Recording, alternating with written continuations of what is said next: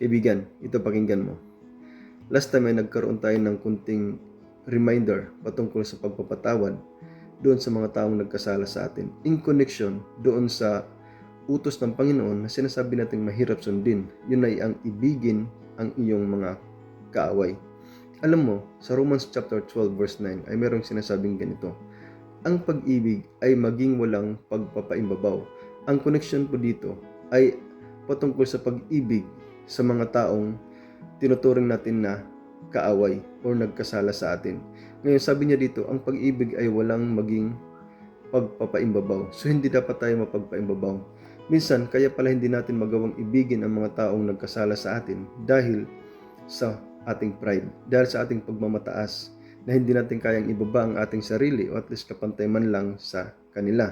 Kaya, nahihirapan tayong ibigin sila o nahihirapan tayong patawarin sila. Alam mo, ang bagay na ito ay ginawa na ng ating Panginoong Hesus nung siya ay nagkatawang tao.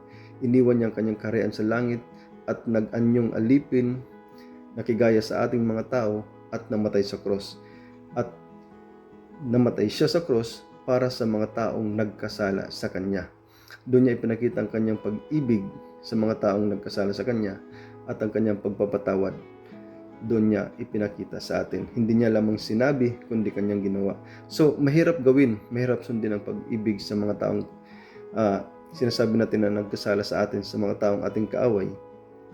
Mahirap yung gawin kung sarili lamang natin ang ating asahan. Kaya kailangan natin ng Panginoon, kailangan natin ng intercession ng Diyos sa buhay natin para magawa natin ito. Mabigyan tayo ng tamang karunungan, tamang kaisipan, at tamang kaunawaan sa Kanyang pag-ibig.